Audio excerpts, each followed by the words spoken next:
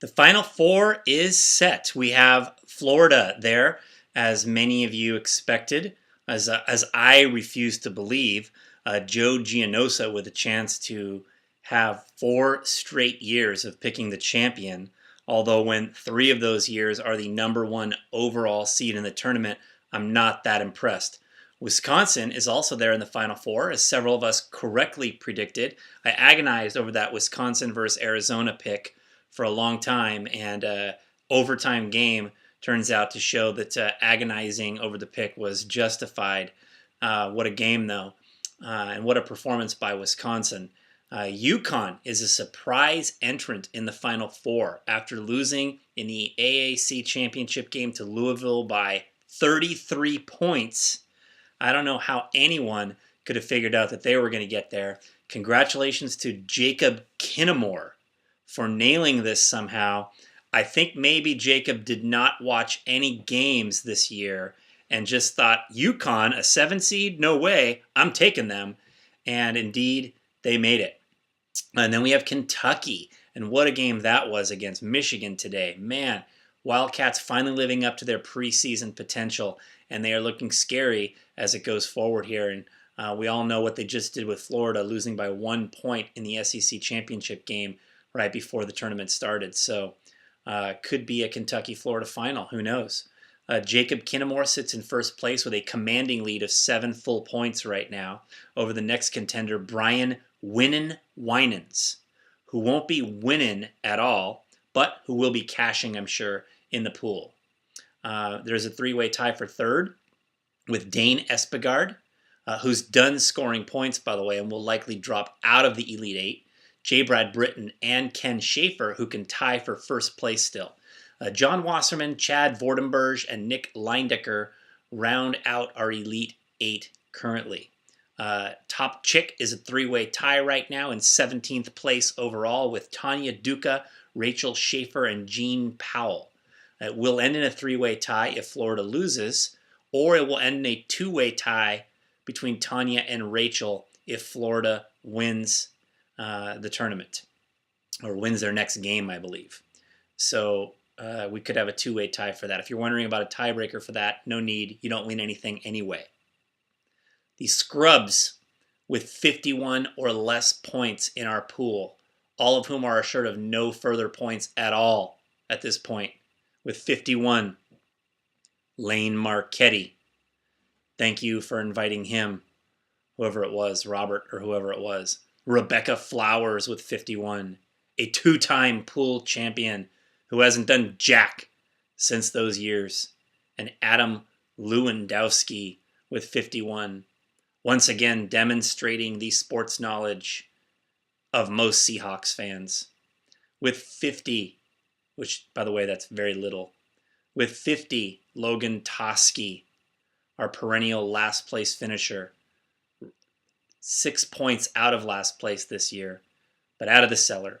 Also, Tyler Park with 50, one of our current deadbeat losers who have not yet paid.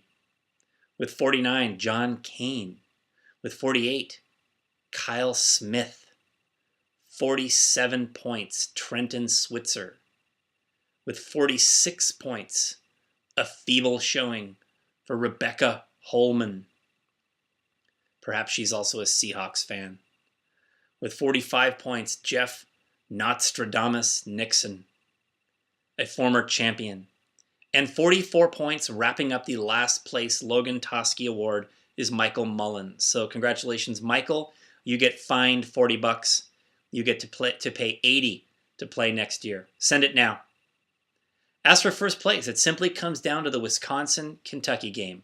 If Kentucky wins, Jacob Kinamore will be our pool champion in his first ever entry in our pool. If Wisconsin wins, or I should say when Wisconsin wins, Brad Britton and Ken Schaefer will tie for the pool championship. They will tie for the pool championship. So there will be a tiebreaker, and the tiebreaker is you submit the score of the championship game. The score of the championship game. First tiebreaker is if you get the winner right and the other guy doesn't, you win automatically, assuming both people have the same winner. Tiebreaker is based on the cumulative difference in your score from each team. All right, so if you pick it to be Florida 70 to 60 and Florida wins 65 to 55, then you're off by 10, 5 from each team. Pretty simple. All right.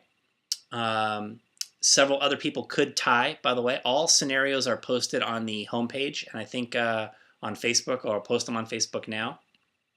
Dane Espigard, Ty Wilda, and Scott Dennis could also be included in a tie situation. So, gentlemen, I'll need a tiebreaker exact score of the championship game in order to break the tie. Current deadbeats. We have the check in the mail people, Lauren Horton and Benji Samuels.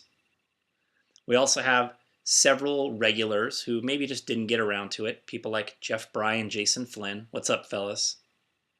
They're probably still agonizing over their Spartans choke job. We also have Chad Vordenberg, who claims to pay well earlier in the pool, and he's been a regular. He's cashed. We'll give him the benefit of the doubt, even though I can't find any payment. Maybe it was lost. Then we have a couple locals who usually pay in person. I'm sure we'll get those collected. But then we also have Peter Chow. Where is your payment? We have Pete Goddard. Let's go, buddy. And we also have Tyler Park for the second year in a row, making the deadbeat losers list at the end of the tournament. Tyler, get the payment in, man.